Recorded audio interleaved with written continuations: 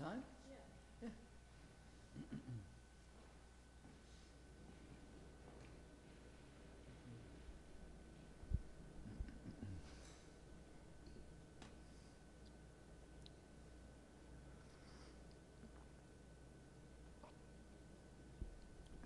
Welcome.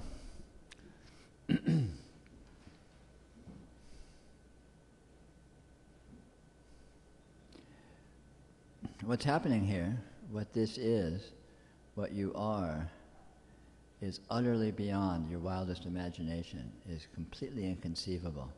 It's beyond the most sophisticated philosophies and speculations that people have ever come up with.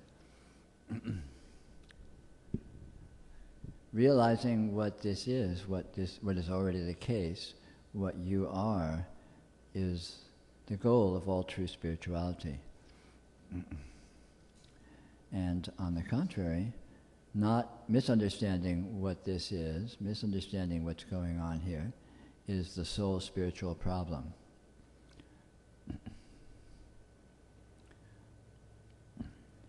The reason we misunderstand what's going on here is because we take it to be other than it is. We have interpretations of it that we hold to be true unquestioningly, and since those interpretations diverge from what's actually happening, we experience frustration, confusion, disappointment, hope, expectation, wishfulness, all of these sorts of things. Whereas once you see and know clearly and certainly what this is, you are in a state, you see that you are in a condition of absolute fulfillment where nothing whatsoever is missing or wrong or problematic. A state of completeness, a state of wholeness. We have this word healing, to heal, which etymologically comes from whole, to make whole. And since what this is intrinsically and inherently is a wholeness, realizing that that is the case, of course, is the ultimate healing. It affects a complete realization that you are intrinsically whole, intrinsically in a condition of wholeness.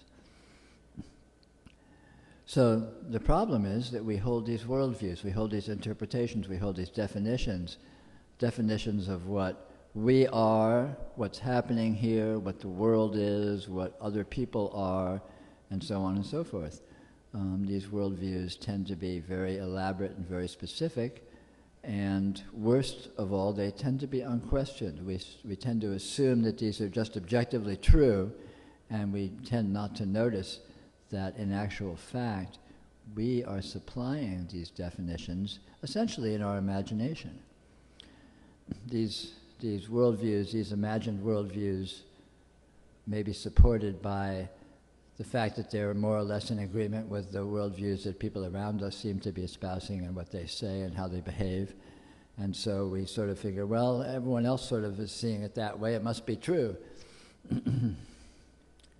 We don't think for ourselves, we don't look for ourselves, and as a result, we find ourselves typically unquestioningly stuck in an interpretation that we're holding to be true of what we are and what this is.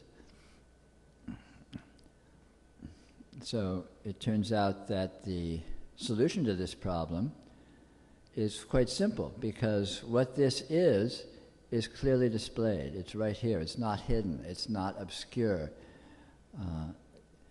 It's not blocked by anything. The only thing that blocks it is the fact that we already think we know what it is, so we don't look at it questioningly. We don't let it show us what it is.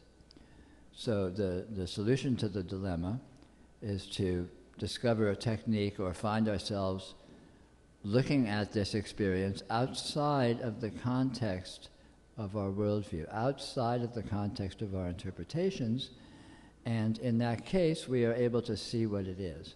But as long as we think we know what it is, we're not going to see anything else. It's a self-fulfilling expectation. Oh sure, I'm a human being, I'm Peter Brown, this is Berkeley, this is the Hillside Club, It's a big building made of wood, built in the early 1900s, and blah, blah, blah, blah, blah, story, story, story, story. It's all true. Who could refute it? Never mind that we don't really know what any of these things are. We don't know. All of this is appearing in consciousness. We don't know what consciousness is. All of it's made of matter. We don't know what matter is. Matter turns out to be energy. We don't know what energy is. But even though we don't know what the fundamental constituents of this experience are, we think we know what it is anyway. So simply realizing that we don't know what it is turns out to be the doorway through which we can enter into a discovery of what it actually is, which, as I said earlier, turns out to be the goal of spirituality, the solution to all of our spiritual dilemmas.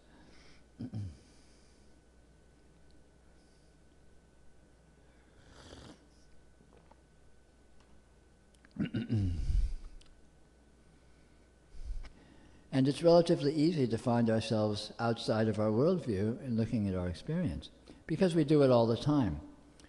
We space out, we get distracted, we're focusing on something in particular, but the edges of our experience and all that are sort of nebulous and vague, and we don't know, there's nothing in particular going on there. There's nothing very sharp going on there. And we don't really know what is happening. In that context, not really knowing what is happening is your greatest ally, is your greatest advantage, is your most powerful tool. Because when you don't know what's going on, then you have the possibility of discovery, then you have the possibility of revelation, the possibility of having this show you what it is. What is it you're experiencing when you're experiencing something you don't really know what it is? Then you can see experience itself nakedly. You can see consciousness itself nakedly. You can see all of this apparition itself nakedly. Not verbally, of course, because what this is intrinsically beyond conceivability. What this is cannot be thought of. It cannot be captured in conception. It's too subtle. It's too slippery. It's too multidimensional. It's too infinite. It has too many aspects. Too much information. There's no way you can, say a sentence or a paragraph or a page that accurately describes in complete what you're experiencing in any instant. Even a tiny, tiny portion of what you're experiencing in any instant can't be captured that way. So, acknowledging that and being with experience without the expectation of being able to describe it, of being able to name it, of being able to have an accurate story about it, just being with it openly, like a newborn child.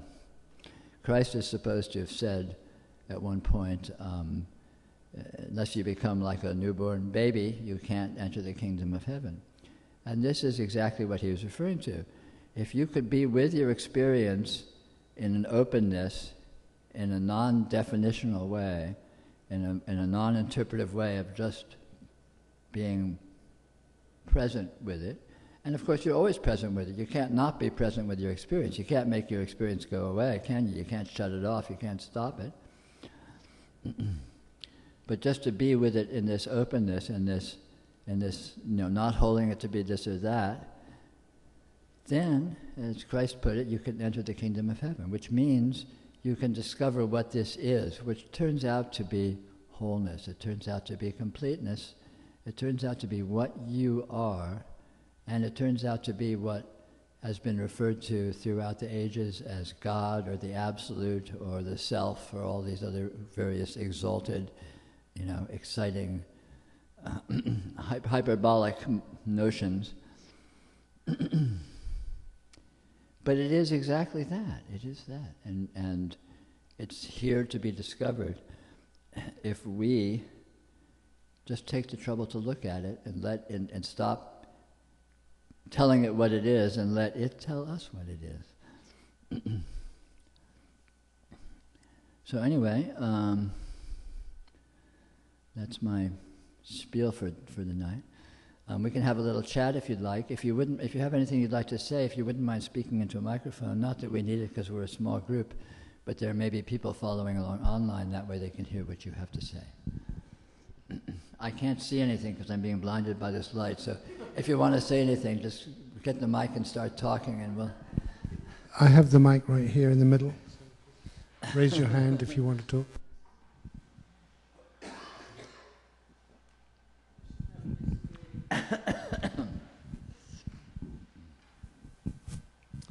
Peter, I was thinking the last few days that trying to determine what positive value scriptures about truth, reality, absolute are.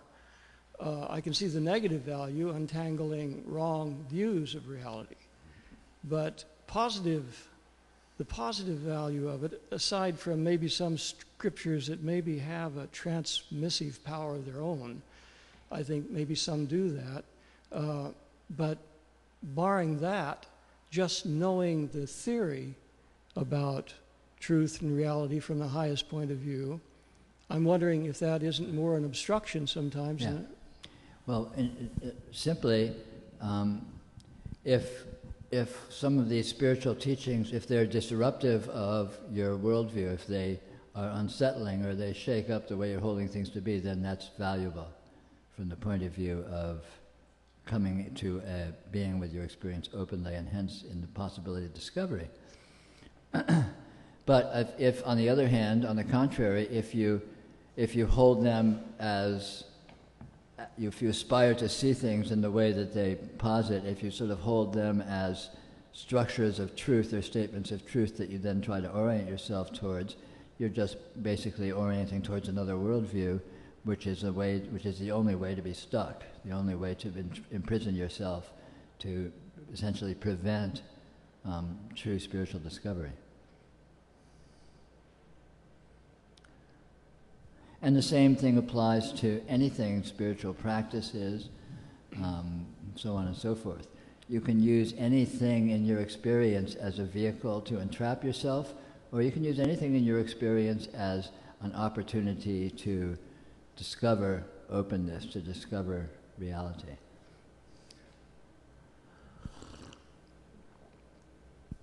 Depending on if you're orienting towards it as a reference point, or if you're orienting towards it as a presentation of the unknown.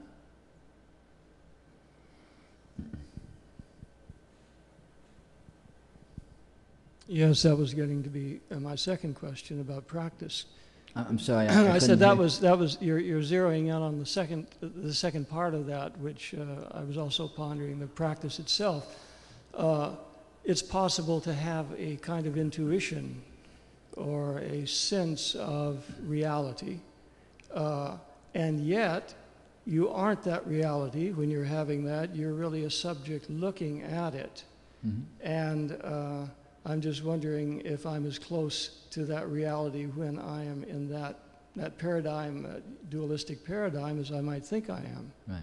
Well, again, it's a question of if it's destabilizing, then it's getting you closer, so to speak. On the contrary, if it's serving as a point of orientation, it's taking you farther, so to speak, right?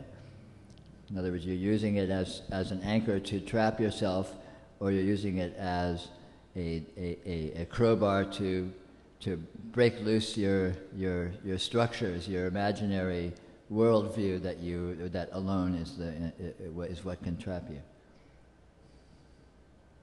And anything can be used either way. It's just really down to the individual's approach to it. So I guess the real spiritual practice would be to know how to use anything in the right way. Yeah, sure. To understand that the goal is to get away from structure. The goal is to get away from certainty, from a definitional certainty, to get away from, positing that things are this or that or are a certain way, to get towards uncertainty, to get towards indeterminacy, because in that openness, then you can possibly see your experience as it is, which is not determinate, which is not definable, which is not rigid or stuck or structured in any way that we could possibly get our heads around.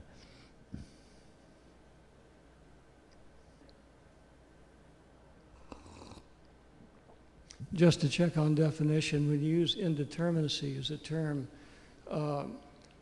is the real meaning of that the fact that we can't know what anything is? It's not that we can't know what it is. We can't determine exactly what it is definitionally. Yes. We can't describe it.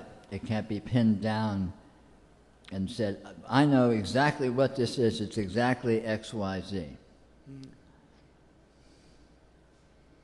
I can say it's an unknown present infinity that is describable as being X, Y, Z, but then that's quite a different thing. Then I'm allowing the indeterminacy in, and I'm acknowledging that the descriptions are only provisional and referential. Like the descriptions of something or ideas about something are really just pointers at the thing, and the thing itself is an unknown.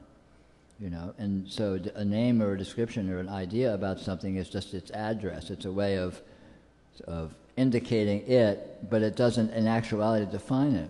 If I do believe it defines it, if I say, this is a spoon, and it's nothing other than a spoon, nothing more than a spoon, and I know what a spoon is, and so I know what this is, I'm lying. And that lie will trap me. In actuality, there's no way I can say what this is. I can say, I can refer to this as being a spoon, I can refer to this as being made out of metal, but I don't know what it is. I can't say what it is. Because above all, it's an experience. Can you say what experience is? This is an experience. That's all it is. It's an experience. What is experience? Well, experience is something appearing in consciousness. Okay, cool. What's consciousness? How does anything appear in consciousness? You know? When you can answer those questions, then you can go around authoritatively describing what things are. But until then, you're treading on thin ice.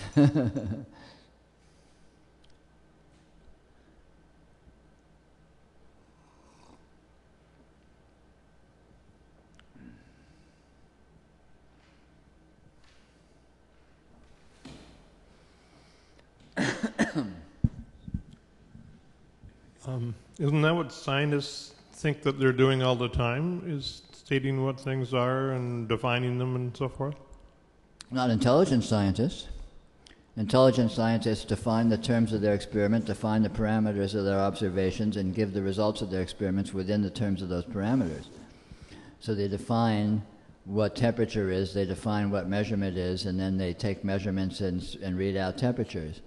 But having said so, they're just working within the parameters that they are considering, and no intelligent scientist thinks that they know what anything is.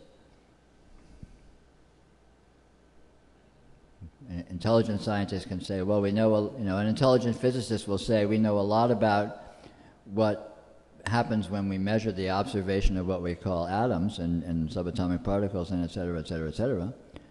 But we don't know what they are. We can say a lot about how they seem to behave within certain conditions as defined by experimental parameters, right? But that's a far cry from knowing what it is. So it's a matter of acknowledging the limitations of your thought, of your discourse, of the symbols you're using.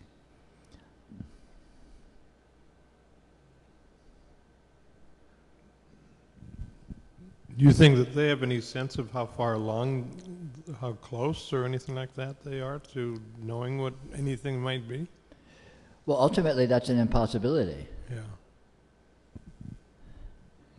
You know, if there was a final condition and it was knowable, you can't know that you've got it until you've got it. And even then, you might not be able to know it, would you? Who knows? But you can know when you haven't got it and it hasn't been gotten. You know, but this is from a scientific point of view. Let me back up and say, from a spiritual point of view, this is knowable. You can know what this is, but you won't be able to say it. You won't be able to define it, but you can know it. But you can only know it in its terms. You can know it because you are it. So you have access to it. You can meet it on the level where it exists. It exists in mystery, it exists in intangibility, it exists in infinity, it exists in multidimensionality. But you are intangible, infinite, and multidimensional. So you can go there because you are there. You can meet it where it is, but you won't be able to describe it or define it. You know, mystics of all ages have run up against this problem. They say, I've had this wonderful experience. Let me tell you about it. And then they start spewing all this stuff, and then you read any holy book, and there it is. And it says different things to one degree or another. Why? Because it's not that their experience necessarily was untrue, but what they're trying to describe is intrinsically undescribable. So of course their descriptions fail. Of course they don't accurately convey what they're trying to talk about. I mean, poets run into the same problem. Try and describe a sunset. I mean, today's sunset, I don't know if, did anyone here see the sunset tonight? It was spectacular. It was world class. It was one of the best sunsets I've ever seen. It was just unbelievable. But having said those words, unbelievable, you know, it's like, well, how much of a description is that? Does that define it? You know, you can't define it. How can you define a sunset? How can you define anything? You know? And yet, you can experience the sunset. You can be with it most profoundly. You can be with it most intimately in a way that is non-conceptual, non-verbal, and completely beyond description. Likewise, you can be with this fact of your own being, be with the fact of your own consciousness, be with the fact of your own experience as it is, and know it most intimately and most profoundly. And this constitutes, again, the goal of spirituality, you know, so-called spiritual realization or enlightenment or whatever, however you want to refer to it, which is not such a highfalutin, exalted thing that you have to write it in capital letters and bow down and whisper when you talk about it or anything. It's just the simple fact of having to notice what this happens to actually be instead of being confused about it. But this right here, this is it. This is what all the fuss is about.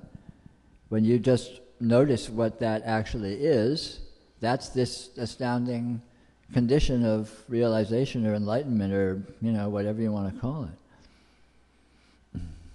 It's just the natural condition that already is the case. It has always been the case.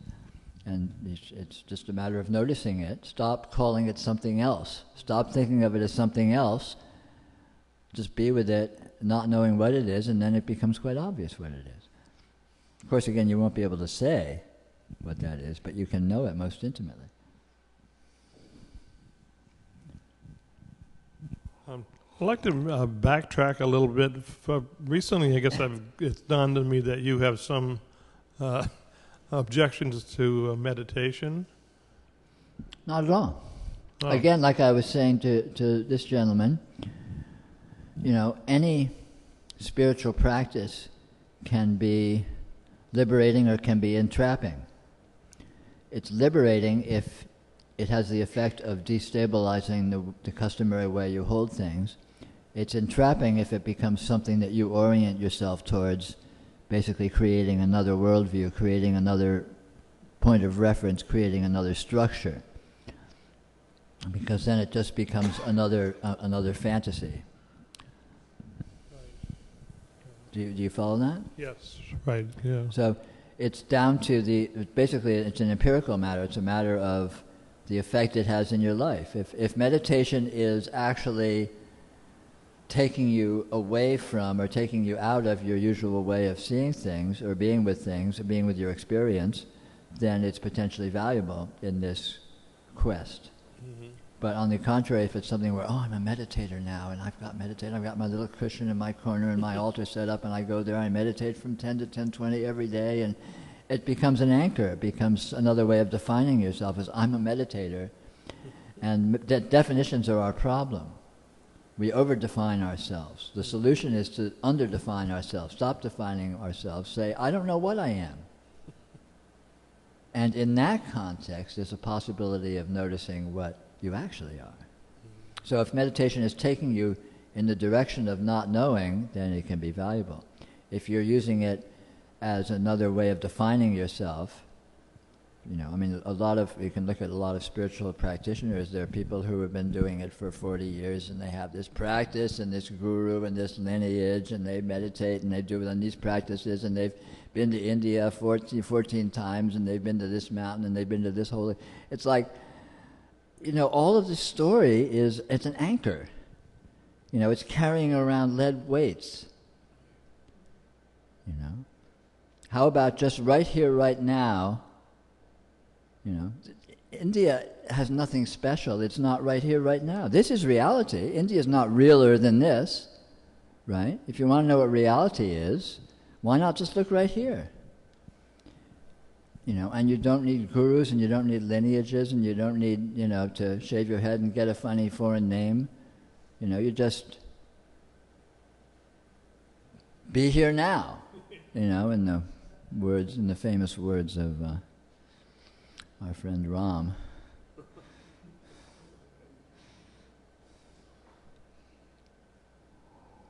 I remember a friend saying in the mid-'60s, when so many people were going to India and all that, he was saying, why do they have to go to India to meditate? I mean, why don't they go to Fresno?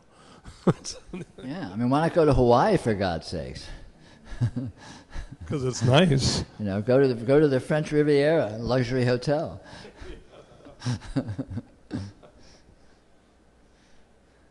Well, I'm glad I asked you about that, because I did somehow heard you say something pejorative about meditation in general.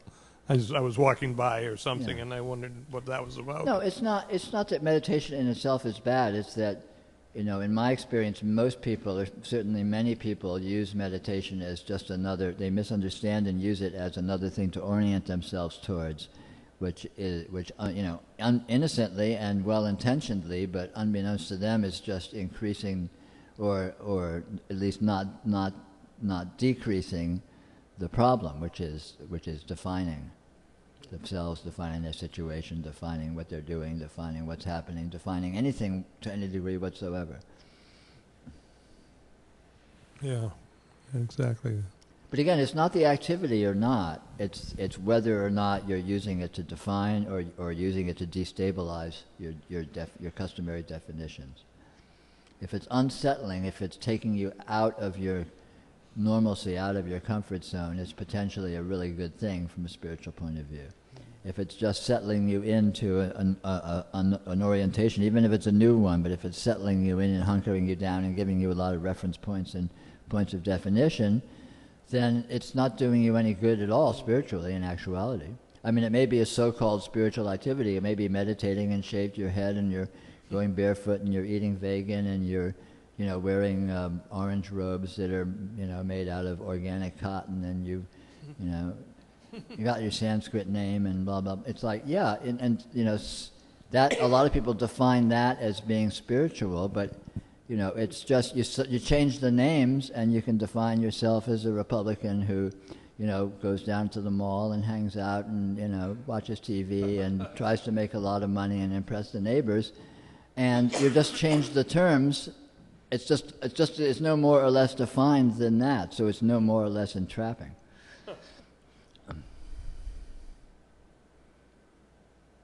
You know, there's no such thing as an activity that's more spiritual than another activity. It's not the activity, it's the effect. It's how you're using it. If you're using it to hunker down in definition, it's just you're digging a hole. You're digging a hole for yourself and trapping yourself in it. You know, from the spiritual point of view. I mean, it's perfectly fine. There's nothing wrong with living in a defined worldview. Most people spend their whole lives doing it. But for those people that find themselves interested in this sort of spiritual quest or drawn to it, the truth of the matter is this that I've been talking about. You know, unless you disagree and have some other approach, and that's absolutely fine. It's your right as an American citizen to do so. I like what Satchel Paige said about the whole thing, supposedly, was sometimes I sits and thinks, and sometimes I just sits. Sure. Sometimes I fall asleep.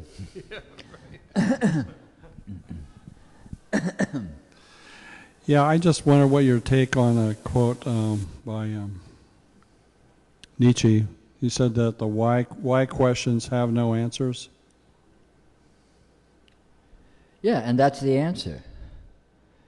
The answer is no answer. No, because if you're giving a specific answer to the question, that's not the real answer. Because the real answer to any question can't be said. You know?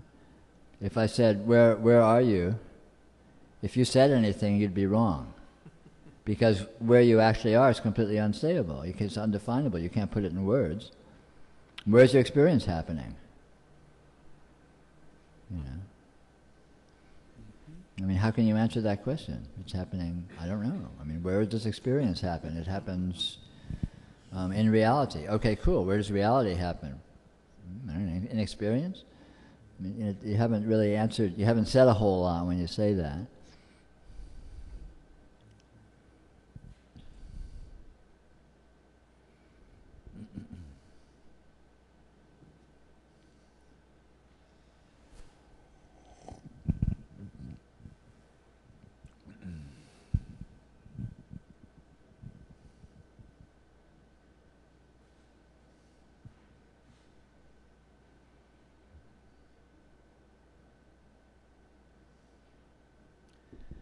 How do you like our light shows?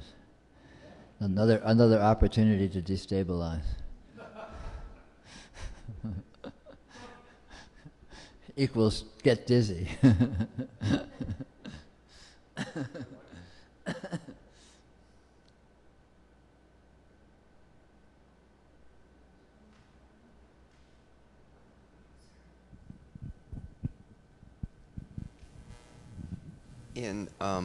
In Dogen, supposedly a teacher, after you've done a lot of different preliminaries, shows you the view, and then it's my understanding that, or what they call the view, and then it's my understanding that after you've been shown the view, that you are contemplating trying to bring back the view and hold it for longer and longer. In your book, you wrote that once you saw, I didn't get the sense that you had a great deal of difficulty keeping your view or what you saw, and so I'm just trying to sort of reconcile. Yeah. In my case, I basically spent just a second.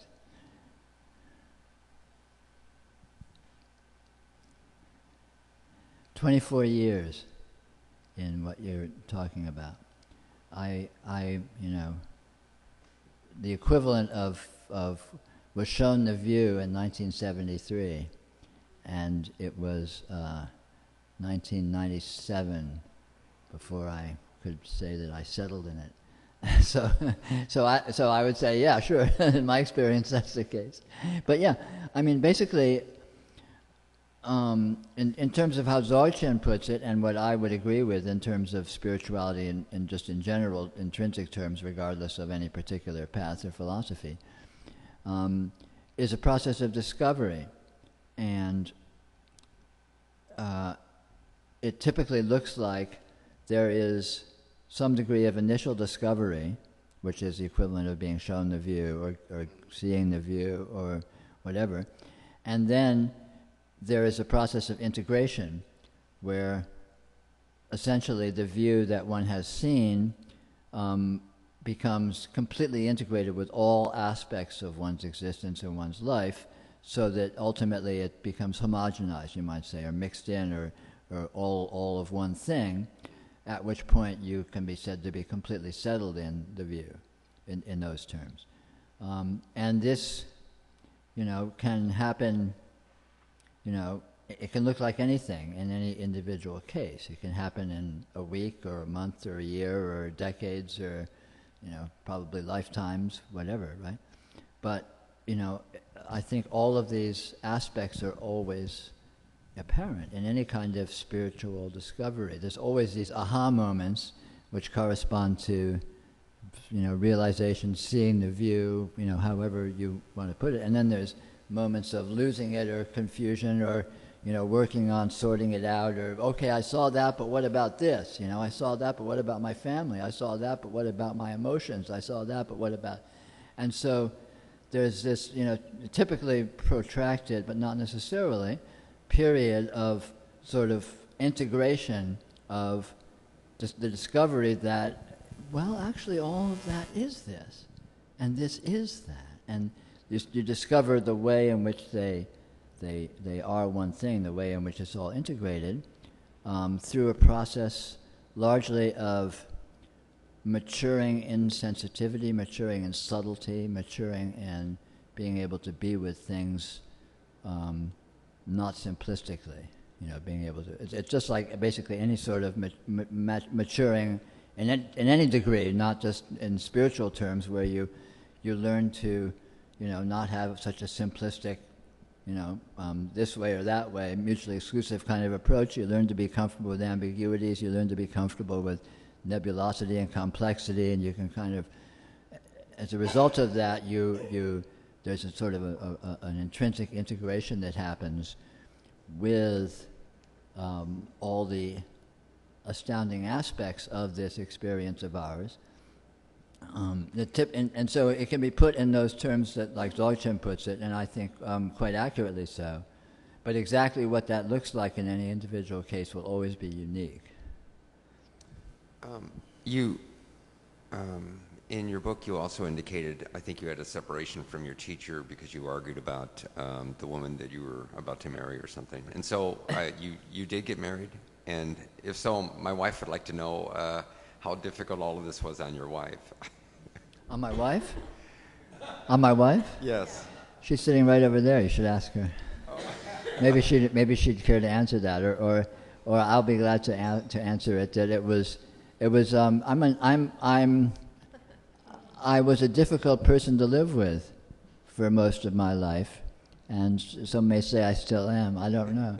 But I would say that my experience has not been easy.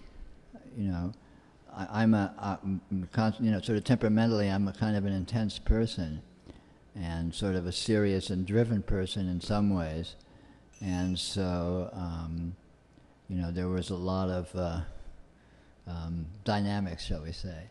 And some of those people who are close to me may have borne the brunt of that. Thank you.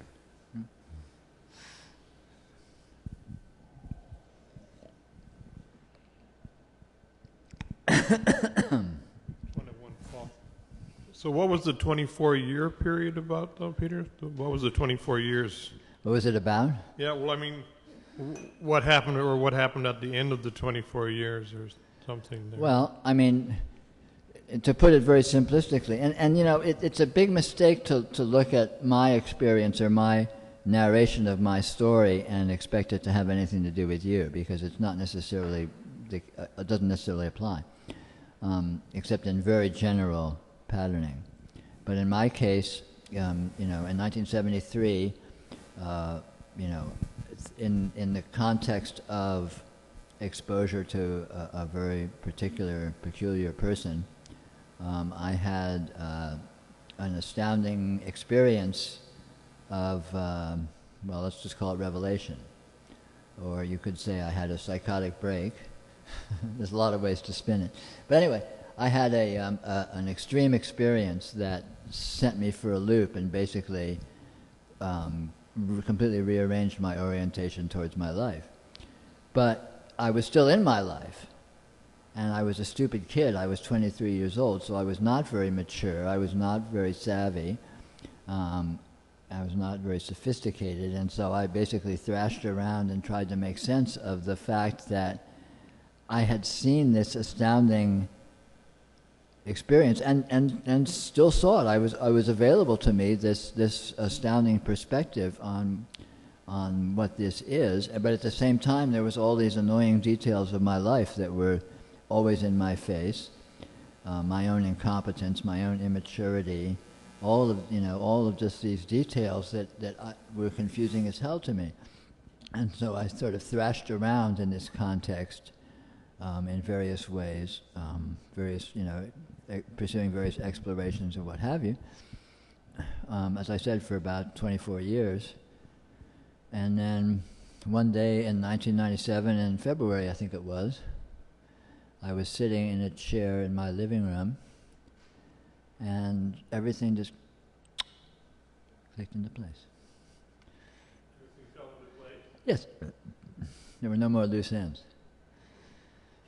This is the best way I can put it. And again, I can't describe or define exactly what that consisted of, because of course what this is, as I've said, is not describable or definable. But at any rate, that's one way of putting what happened.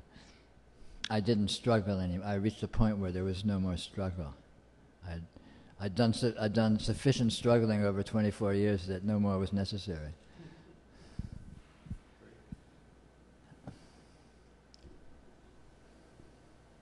But again, any individual story is very irrelevant, and it's a big mistake to orient any interpretation of what's going on in your life in terms of what's going on in anyone else's life, as we all know, in every way from looking around us. It's the principles of what this is that count. It's the fact that you are conscious. You are experiencing. You are experience. What are you experiencing? How are you experiencing? What is experiencing your experience? What is this consciousness? Right here, right now. And those are the interesting questions, and if you pursue them, then you can have your own story about, well, what did that look like when you discovered it? And you'll tell your story, and it'll be different than anyone else's story. But it's not about the story, because it'll happen differently for every person. It's like you ask any billionaire, well, how did you make your first million? And you're going to get a different story every time. It's not about the story, it's about doing it yourself. And it's here to be done. Spirituality is not a spectator sport in actuality. It's about getting real with what you are, what this is, right here, right now. This is the great event. Right here, this. This is what all the fuss is about. And simply seeing what this is right now, it's not hidden, it's not displayed. It's not obscured, it's not blocked. It's openly showing itself. So just see what it is, and you will know what it is.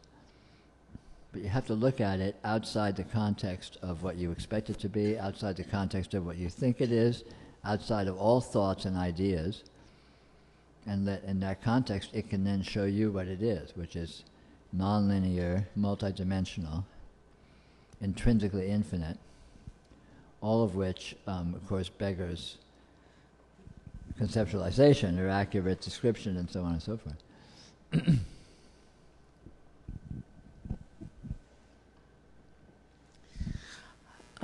Back to your pre-awakening days, I'm curious to know what kinds of things were you struggling with, and what do you think was the cause of that struggling? The cause of the struggling was confusion. And I struggled with everything. Ultimately I struggled with confusion, which was the idea that were things to struggle with. The ultimate solution to confusion is to see there are no things to struggle with. It's just this. This is not things. It's like a dream, If you're confused about a dream, you think there's all sorts of things. Oh my God, there's monsters chasing me, there's people trying to talk to me, and there's things I have to find, there's places I have to go. That's being confused about a dream. But when you're not confused about a dream, you go, oh, this is a dream. And all of a sudden, there's nowhere you have to go. There's nothing you have to find. There's nothing you have to avoid. There's nothing you have to get. There's no one you have to understand, because it's just a dream. There's nothing there. And it's exactly like that here. You're confused as long as you think there's anything around to be confused about. And in actuality, there isn't. There's no thing here. The only thing here is experience. Just like in a dream, the only thing that's here is a dream, which is just another word for experience. And experience is only confusing if you think it's made of parts, if you think it has to have coherence, if you think it has to make sense. And if in actuality, experience is not coherent, has no parts, and makes absolutely no sense. And when you get that, it's not confusing. It's only confusing if you think it's supposed to make sense. And then you're like, oh my God, I don't understand what's going on. Of course you don't understand what's going on. There's nothing to understand. It's only confusing if you think you're supposed to understand it. Thank you.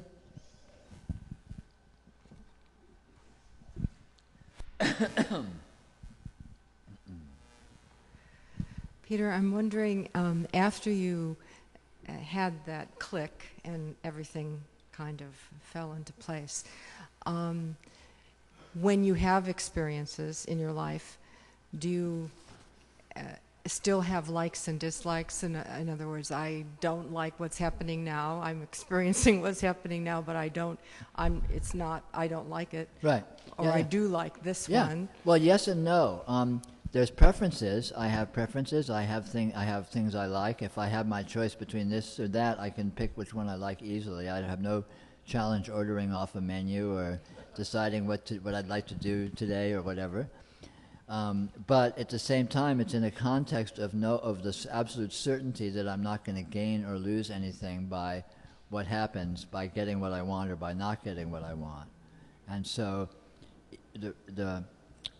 there's preferences, but there's nothing hanging on them. There's nothing riding on them. There's no, the preferences. The fact that there's preferences is itself an astounding accident, and has nothing to do with anything. Nothing is being gained or lost as a result of that. Nothing hangs on it. It's a way of putting it.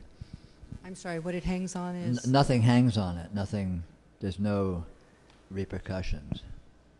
So just a small example, sort of inconsequential, but say you're sitting in commuter traffic for 2 hours, not moving, and are you able to just simply be there and not get agitated and not get frustrated? I'm able to get agitated and frustrated and just be there. And just be there. I don't need to not okay. get. I don't need to not get agitated. Okay. Because that doesn't matter either. Okay. I mean, I'll sit there and say, "Goddamn fucking drivers! They're just such assholes. They're just doing everything wrong. Why does someone?" And at the same time, I'm sitting there just sort of grinning inside because it's like, because who cares? Because I know that there's, let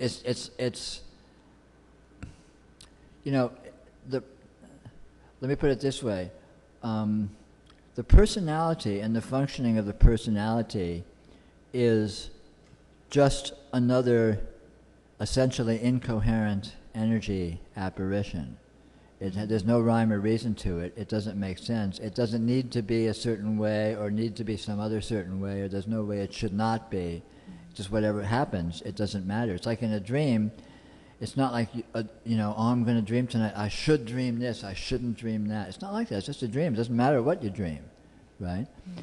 And likewise, things like the personality functioning and all that, it doesn't need to show up. It doesn't need to not show up. It doesn't need to be this way. It doesn't need to be that way. It's just because there's nothing hanging on it. It's just more noise, more sound and fury signifying nothing.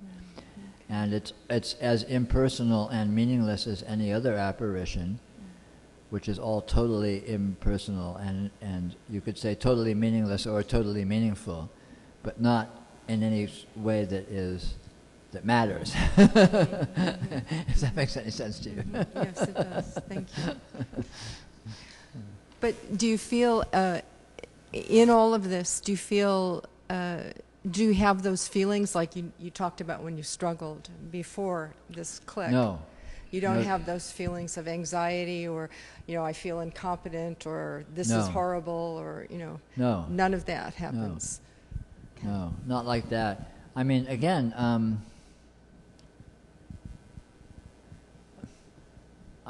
there's thoughts, there's feelings, there's opinions, but there's nothing hanging on them.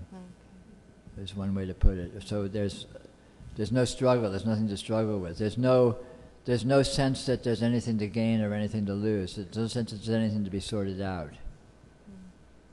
There's just sort of energy conditions that spontaneously morph into other energy conditions. Very much like a dream does, and that's all that's ever been happening, of course. But I didn't know it. I used to think things mattered in an erroneous way, which of course is the result of confusion and the cause of confusion. And so then I was grappling with things and trying to sort them out and struggling with them. And this is so important, I have to figure it out. The very idea that it's so important and I have to figure it out is the problem, not the fact that I haven't figured it out.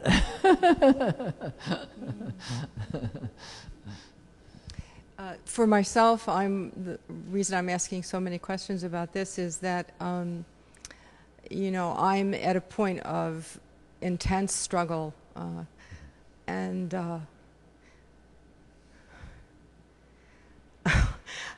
I'm wondering if it ever is going to end. I mean, am I ever going to be free of this struggle and it's real pain in my heart, I can understand. or in my heart area. So I'm just and it's becoming more intensified and intensified and intensified. It seems.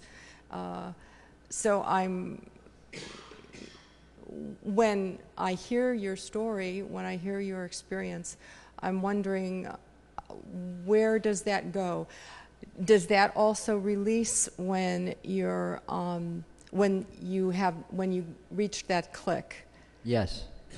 The struggle releases, the pain releases, the suffering releases, the tension releases.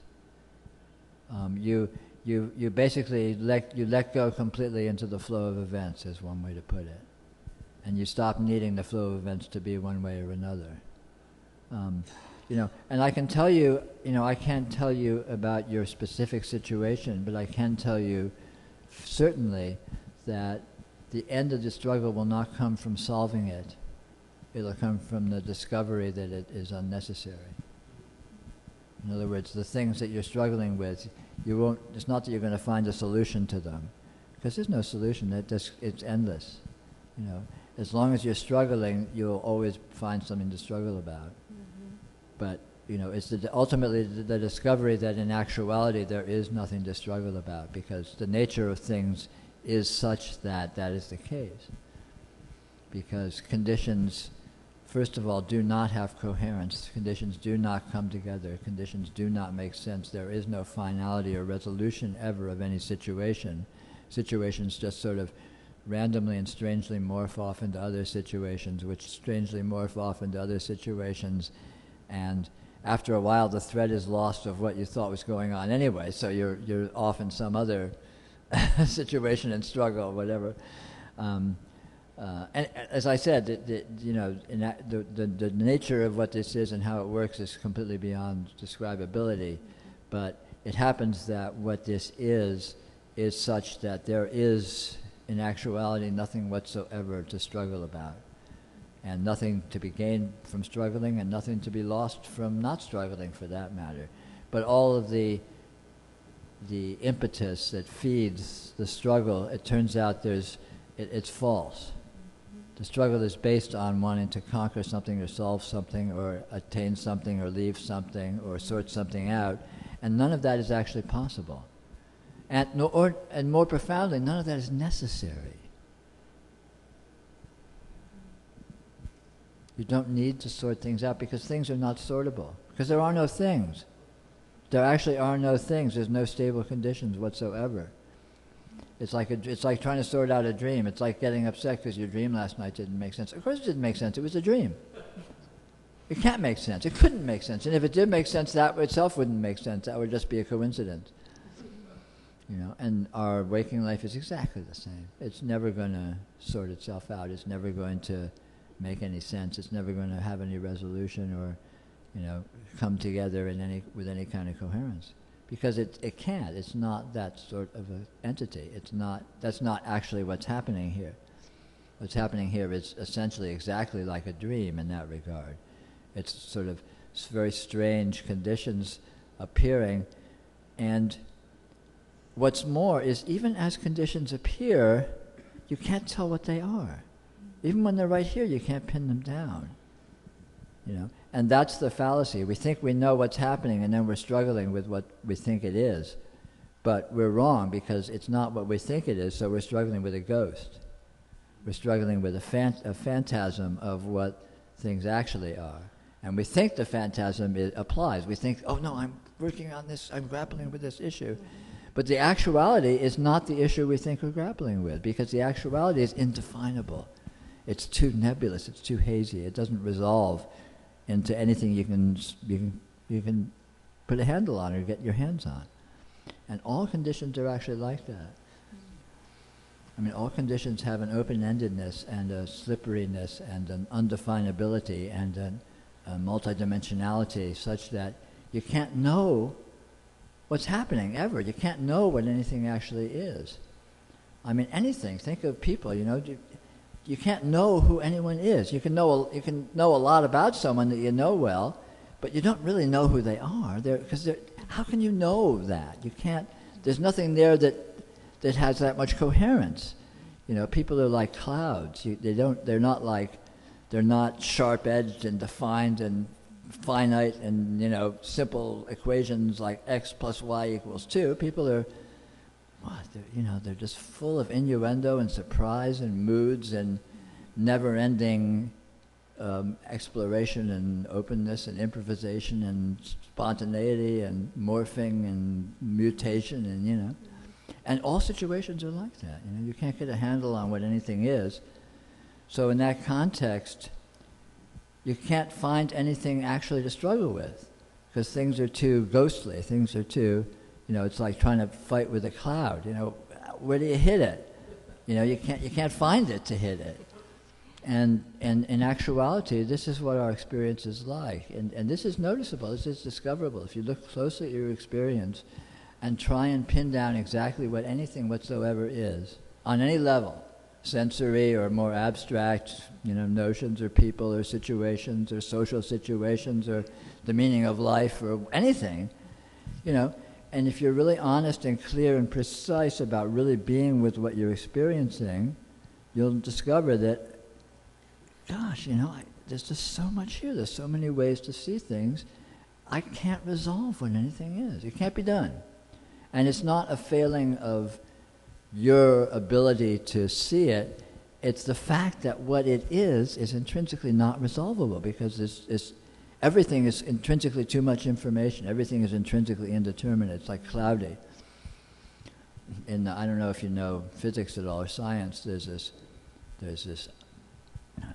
thing that physicists discovered in the early 1900s, which was called Heisenberg's uncertainty principle.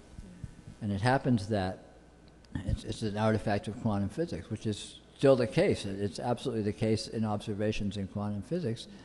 If a physicist looks at the behavior of a particular quantum effect, say they're following it, looking at an electron or something in their measuring tools, the more they know about any one aspect of its behavior, the less they know about the others. And this is not a failure of observation. It's intrinsic in what these quantum events are. So the more you pin down a part of it, the more elusive another part of it is. Intrinsically, actually, not because you're looking at it fuzzy, but because it is fuzzy. It's like probabilities. And all of our experience on the macro level is like that too. The more you know about anything on one aspect, the more fuzzy it becomes in other aspects. And you can't say, well, I've got this part of it sharp, now let me get that part of it sharp. Because then you go and get that part of it sharp, and the part you had before sharp gets fuzzy again, you know. And this is speaking in kind of abstract terms, but I think that you'll find, if you really look closely at your experience, that this is the case. You know, if you're really honest and very precise with your observation of your experience, you'll notice things are trippy, things are weird, things are intrinsically mysterious and slippery and strange, and just, you know, we don't even have words for how weird it is. And because that's the case, our supposing it's supposed to make sense, so we're supposed to get a handle on things, the failing isn't in the fact that we haven't done so. The failing is in the fact that we think we should. It's a fantasy. It's a pipe dream. It can't be done. You can't get a handle on life. You can't get a handle on experience. You can't get a handle on reality because it doesn't have handles. How do you get a handle on a dream? You know, how do you get a handle on a ghost? How do you get a handle on a cloud? It's just, you know, it's apparent. It appears with all of this detail and specificity, right? Like right now in your field of vision, there's all this detail, right? I mean, you just look around and there's just all of this very specific, you're seeing everything with very rich sharpness and detail and so on, right? But then you look more closely, and everything that you're seeing sharply, if you look really, really closely, is fuzzy. And you can't find any actual sharpness anywhere, even as there is all of this specificity. And every aspect of our experience is like that. It presents itself convincingly as if there's so much sharpness and so much specificity, and God, there's all this information here. Surely I can pull this together into something. But you can't. It can't be done. You look closer, and everything is fuzzy. Everything is indeterminate. Everything is hazy. Everything is in between this and that. Well, anyway, that's a bit of a protracted rambling. I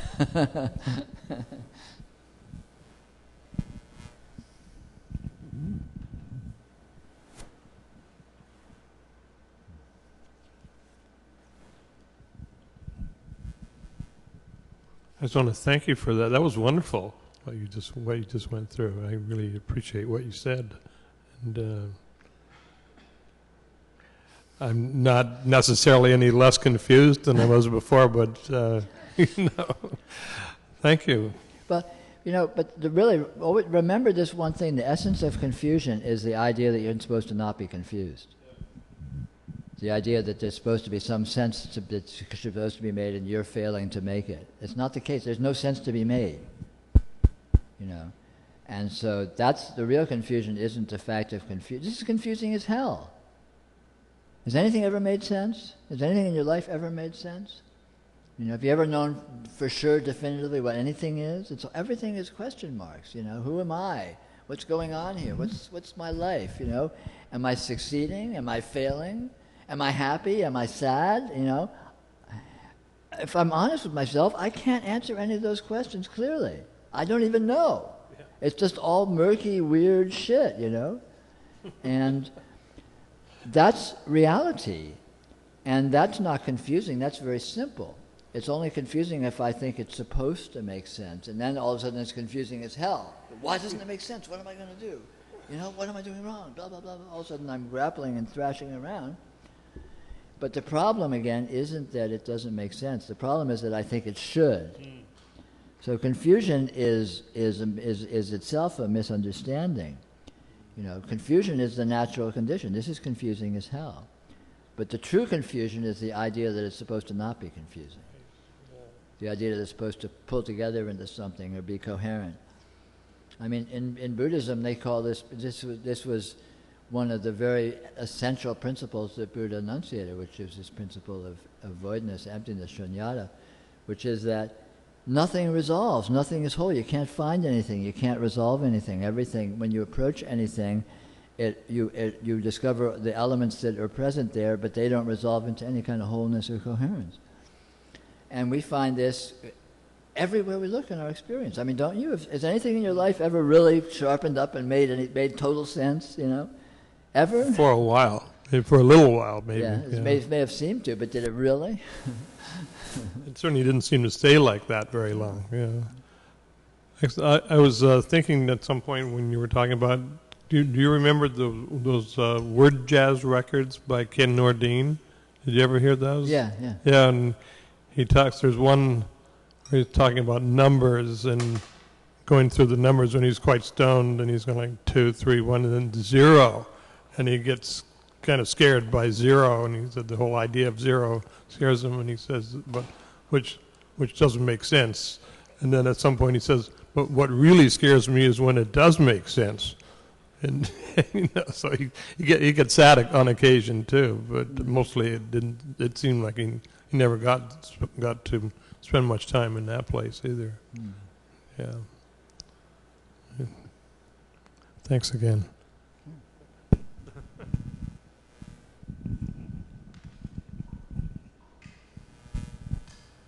You've said that that you didn't think that there was a path, that you didn't think there was anything really that one could do to achieve realization. Right. It was, well, number one, it was already a sort of a done deal. It's just that you hadn't realized it yet. and two, yeah, you just didn't think that there was really anything to be done. One found oneself to realization, I guess, somewhat randomly? Well, the problem is not that there's nothing to be done, but there's no reliable way. There's no, there's no certain recipe. There's no certain path. There's no do this and then do this and then do this and then do this and then that's it. It's not like that because it requires wit, it requires luck, it requires personal discovery, it requires insight. And these things don't seem to be predictable in terms of the conditions that will evoke them. And yet the conditions that will evoke them occur. But the way in which they occur is often, or I would maybe could say always, surprising and unexpected. So, I would say if there is a path, it is to be intelligently present with your experience. But exactly what that means, you have to discover. You have to discover what that means. You have to discover intelligence. You have to discover being present with your experience. And you have to discover how not to do that, because again, we come up against a mismatch between words and reality of experience, because if I say those words, there's so many different ways to interpret them. You have to stumble onto a useful interpretation for yourself, which again is unpredictable and nonlinear and very intensely personal, because you will stumble on something that you may, even if you were sort of following that as a recipe, let's say, you would stumble on your version of what that meant that seemed to be effective. So again, there's these intrinsic elements of unpredictability, of randomness, of inspiration, of intensely personal aspects of insight and what works and what clicks, which doesn't translate in terms of formula or in terms of putting things. So there is a path, but the path is your path. There is a path, but the path is what it happens to be. And even after you've tread the path, so to speak, and achieved the result, you will look back on your path and you won't be able to say definitively what it was. Because you can't say definitively what anything is, intrinsically. Because, you could tell stories about it, but the story will not inclusively and definitively capture the reality. I've been a conflicted academic for over 20 years, and many of the things that you talk about, I've come to realize cognitively. Just sort of the futility of academics and research and science. It just, everybody thinks it's working, but it's useful, but it's not. It's really made up. It's socially constructed. It's amazing. So my problem has been for a number of years is going from that cognitive understanding to something that turns into something that would be truly experiential. Right. Yeah. And I'm struggling with a practice that's trying to stumble its way along in that direction. Mm-hmm. Yeah. Well, we have the advantage in terms of experience that we're already doing it. We don't actually have to learn to experience because we're already doing it. We're already doing it on the most profound levels, the most intimate levels. But the challenge is we're doing it intrinsically. We're doing it spontaneously, so we don't know what it is we're doing. You know, it's like maybe like an idiot savant who can, you know, tell you what any date in the last 10,000 years, what day of the week it fell on, but they can't tell you how they did it. They can just do it. And we're kind of like that in the sense that we have the most profound and intimate engagement with our experience on every level already, always have, and yet we're not aware of it. We don't acknowledge it. We don't notice it typically because so much of our attention is distracted by these worldviews and our conceptual and cognitive framings of things. You know, our interpretation, our narration of, oh, I'm this and I'm doing that and this is, you know, so on and so forth. Which of course has virtually nothing or you know, such an oblique and such a partial reference to what's actually happening in terms of this nonlinear and most intimate and profound engagement with our experience as to be laughable and essentially just non-applicable. So, you know, I mean, cognitive stuff is nice because it's a good vehicle for honing aspects of your functional intelligence. It's a good vehicle for honing aspects of your logic, of your, you know, ability to think critically and analytically, hopefully. But that's only a very small portion of our useful intelligence, and the vast portion of our useful intelligence is very irrational, very nonlinear, very sort of random access. And the trick is to let our, you know, if we're trying to use a cognitive basis as a jumping off point into experience, we may be hampering ourselves because the meat of experiencing is so, let's say, nonlinear. From any cognitive point of view, it's just apples and oranges. It's just not going to compute. And so, you know, which doesn't really mean anything. I mean, I'm just rambling here. You know. I have some. Hello. I have some sense. Thank you. I have some sense of that.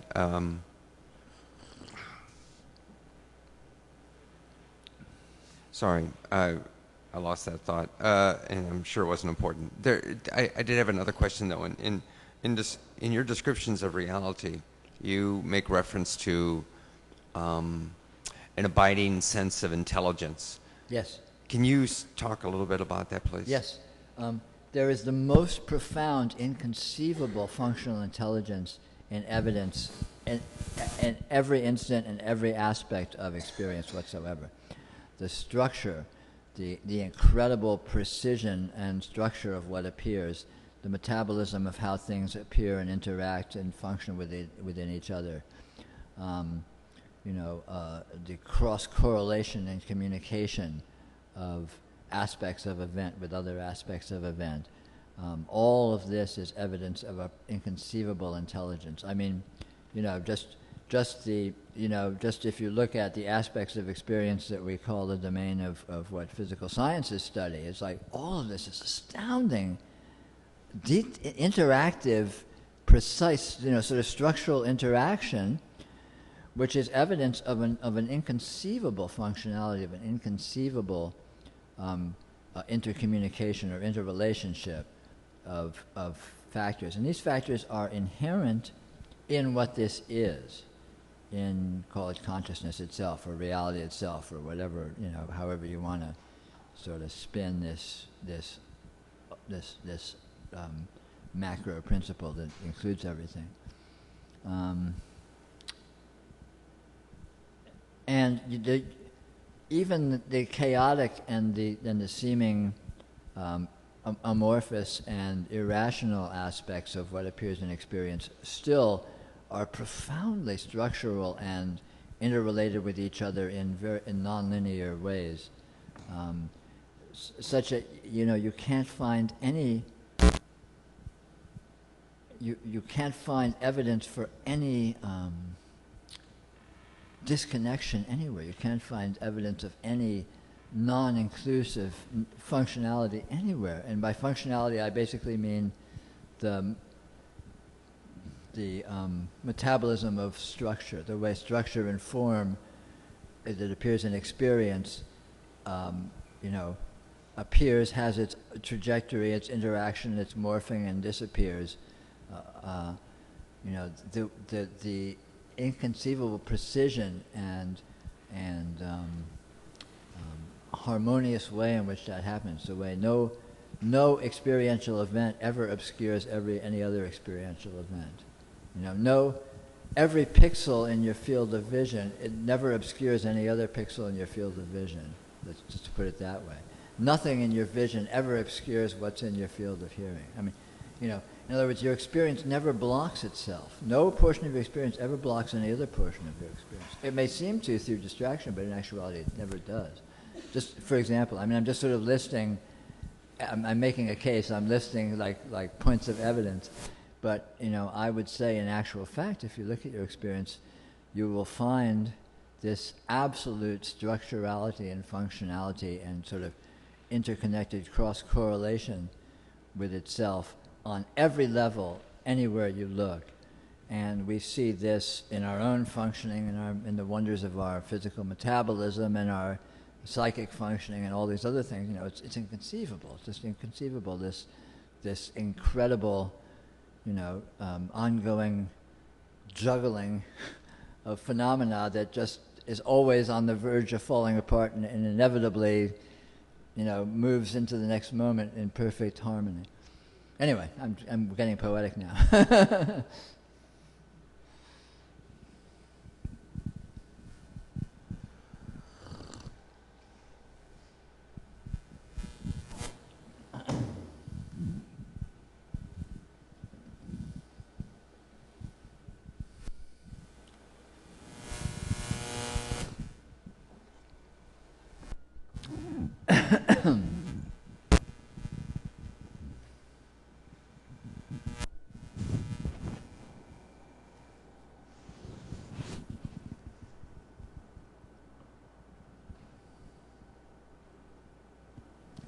We're having a little scientific experiment right now to see how much laser light a particular retina can take.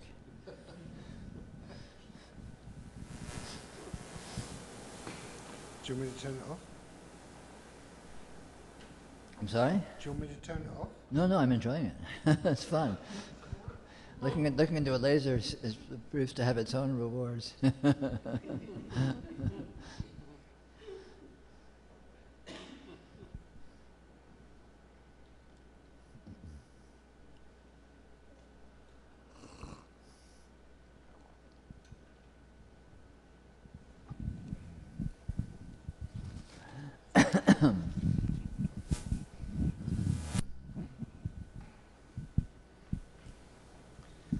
Peter, I'm interested in, you've outlined, you've made the case for a sort of cosmic intelligence. What is the place of my personal confusion in that? Part and parcel, they're one. It's that the intelligence is doing what you call your confusion. It's even doing the misinterpretation of it as confusion.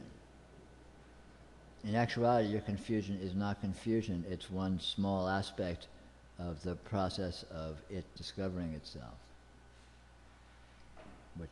which every aspect of your life is. I mean, one very profound way of looking at what's going on here, what this event is this primal intelligence looking at itself, discovering itself.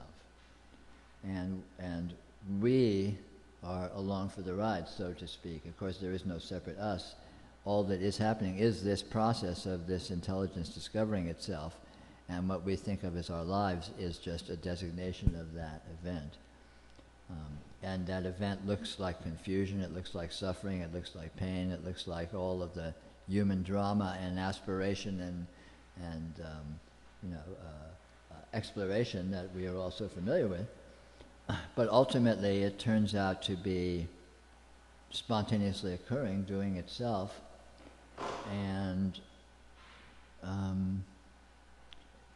so it includes confusion, it includes ignorance, it includes error, it includes, forgetting itself, and ultimately it includes discovering itself, it includes noticing itself, it includes coming to recognitions by degrees of the profundity of what it is, because it's just looking at itself. You know, I mean, it's very much like the event that's occurring when we're dreaming. When we're dreaming, we think of that as, oh, my consciousness is looking at aspects of itself as projected in these various, you know, sort of scenarios or enactments or whatever that show up as dreams. But it's just looking at itself in that guise. And this is exactly what's happening here too, what's happening, you know, at any time in what we call reality, or what we might call our experience, which is this, you know, this primal event of some inconceivable reality intrinsically looking at itself as all this for its own inconceivable purposes. Ultimately, we could describe that as self-discovery or self-observation. And so confusion is just one way of labeling a certain phase of that observation and discovery. Well, let me ask this. Are there two things, and I could enumerate them this way, that one is the universal intelligence finding itself, and the other would be myself realizing in some final way that I can't find myself. Are these different? Those are two ways of describing the same event. Okay, that's what whether they're different or whether that's the same thing. Yeah, because when the universal intelligence discovers itself, it discovers, it actually discovers, it doesn't discover itself with finality. It doesn't discover itself, you know, in a way that can circumscribe every aspect of itself. It discovers its nature, which is infinity. It's the discovery of its own infinity. And then in that context, all of a sudden everything falls into place. And its infinity is what we might describe as its unknowability. Or let's call it its irresolvability. It can't be resolved as this or that because it's infinite. How can you resolve infinity as this or that? It can't be done. Infinity is intrinsically more than itself.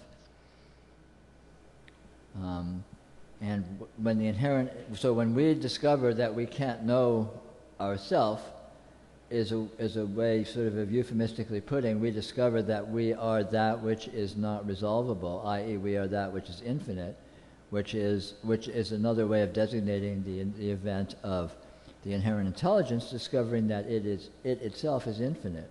It's looking at itself immaturely as if it was resolvable and finite. And of course we're all along for that ride, looking at our life as if it was resolvable and finite. Let me make sense of things here. Let me figure this out. Let me sort this out. Let me get to the bottom of it. What am I? What's going on?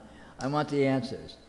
Okay, that's laudable, you know, but it's immature because it turns out that what we're looking at does not conform. It cannot conform, cannot be resolved in those terms because it's intrinsically infinite. It doesn't resolve itself into anything, any kind of finality, any kind of completion that is, you know, that is closed, or that reaches a sort of a static finality. On the contrary, what this is intrinsically is an open-endedness, an infinity, and so when it sees that is the case, then it goes, oh, no wonder I've been so confused. I've been looking at this as if it was one thing and it's something else entirely. This isn't the world. This isn't a situation with finite structures that can be sorted out.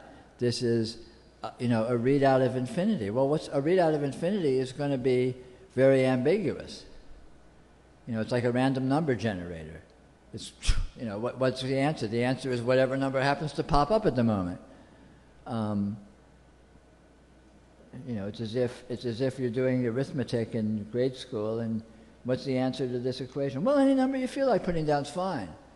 You know, if arithmetic worked like that, which is the way the real arithmetic actually works in the real world, you know, what's going to happen if I do this or that? I don't know, whatever happens. And it's not like, no, 2 plus 2 always equals 4. No, you know, 2 plus 2 equals whatever happens to equal at that moment.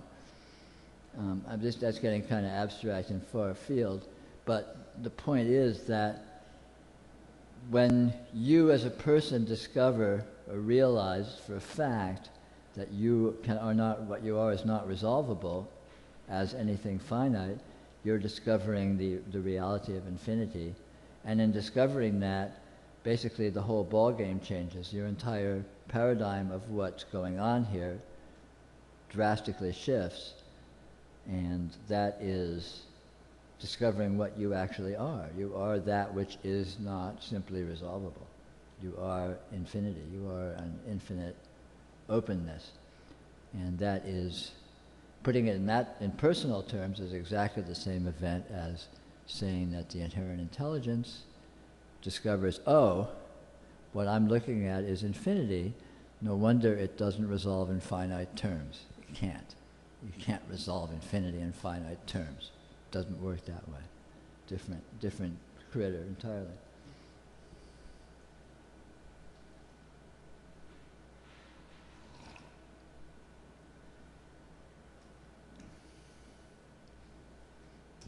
I want to apologize. I feel like a lot of our talk today has been kind of abstract. I don't know. I think it's probably the light in my eyes, kind of.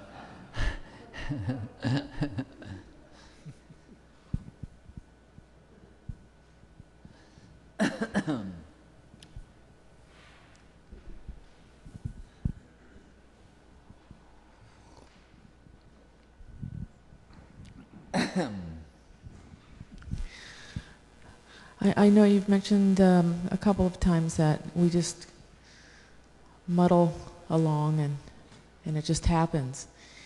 But there seems to be, it's knowledge, the understanding, and the understanding of who we are seems to help in the process.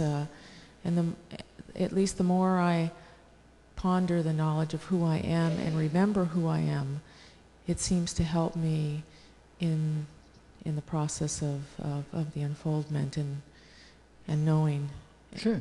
reality. Sure. When you provisionally reorient yourself in terms of defining yourself in new ways, it shifts the whole paradigm of the way in which you view your experience or view your world. Maybe not an ultimate shift or shifting into a final condition, but just the very fact of destabilizing it, of moving it, into an alternative, allows a little breathing room to look around in a more unstructured way, which is the opportunity for genuine discovery. Yeah, it feels like a slow process, but it nevertheless it does seem to be helping me make progress towards... well, historically, it can look like a slow process, but in actuality, the process happens in the instant, so it's always an instantaneous process, too.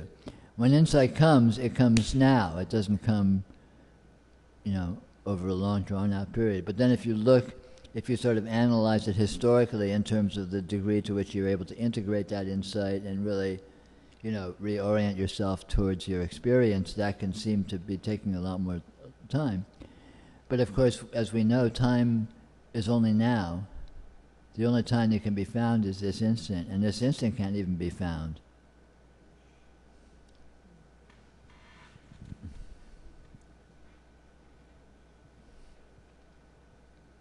So, the being stuck happens now, revelation happens now, and realization happens now, always. When else could it happen? Right, yeah. Thank you.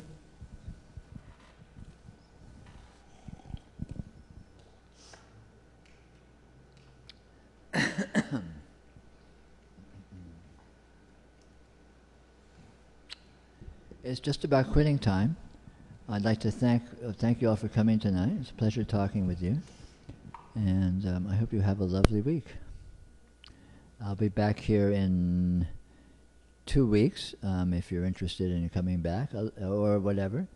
And anyway, best wishes.